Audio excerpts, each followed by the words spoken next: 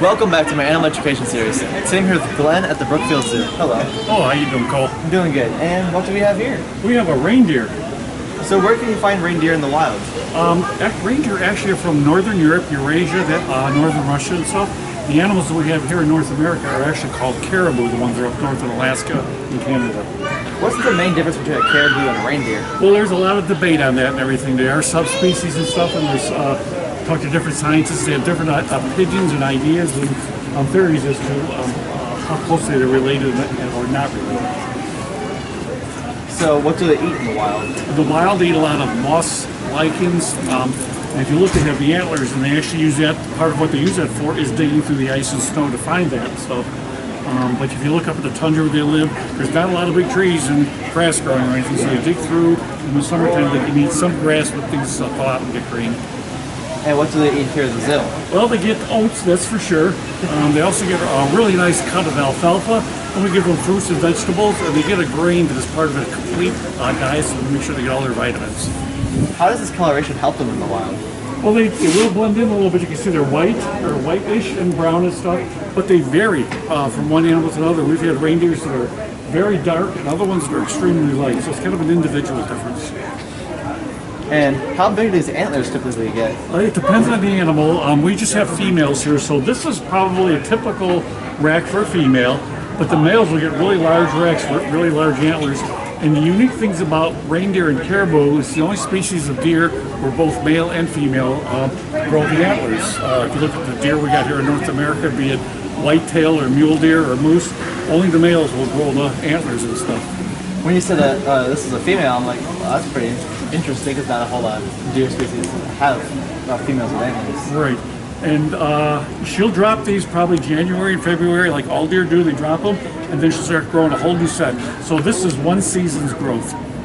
And do these typically get bigger or grow more with proper nutrition? Right, it's nutrition, genetics, and age. So usually if you see, I just saw some young whitetail deer, they call them spikes or forks, they just get the males, just get the little bitty antlers at first, and as they get older, if they got a good diet and good genetics, they're going to get a larger rack. So do these animals in the wild travel as a herd? They do a huge herd, just thousands and thousands of animals and stuff. And do they migrate at all? They do. They go, basically you follow open water and food. So there's these huge migrations in Northern Europe and in Northern North America as well. So what kind of adaptations does the reindeer have to survive in such a cold environment? Well, they have a lot of really cool ones. The first one is their coat. They're covered with hair or fur, 100%, their entire body except for their hooves. Their hairs are hollow, so that insulates better. It's like a downy coat. And when you hear her walking around, you hear this click, click, and they've actually got tendons in their feet that click to help them walk on boggy ground, and so they don't sink in and doesn't wear their hooves on. So why are reindeer such popular animals? Well, they became very popular around the holidays when the Rudolph the Red-Nosed Reindeer phenomena came out several decades ago and stuff. So people started associating with holidays and stuff. They're also very gentle, as you can see. This is a full-grown animal. Craig's able to pet her. She's got that rack. She's not trying to do any damage with it. Are these reindeer endangered in the wild? Actually, they're not. The numbers are really good. There's large herds. They're managed very well and stuff. So there's a whole bunch of them out there. And what animals would try to eat a reindeer like this?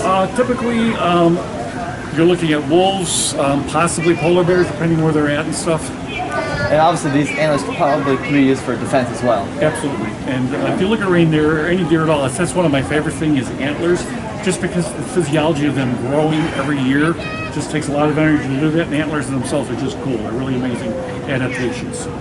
And if you're one of those people who likes to have those decorations that are, like, whenever you walk in a room, you always notice that there's on the wall. Yes. Yeah, I don't shoot any of them and stuff, but I do like antlers. You can appreciate it. I do, yes.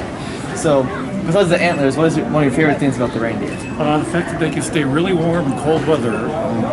If you just look at an animal this size, it's not a very big animal, and they can be out there when it's 40, 50, 60 below and do just fine and dandy. They're perfectly adapted for their environment. Right, exactly. Well, thank you so much for telling us about the reindeer. You're welcome, Poe. Have a great day. I will. And I hope you guys enjoyed this week's episode. Don't forget to leave a big thumbs up down below, subscribe to my channel, and also check out my Instagram at ColeShirk. As always, I'll see you next week.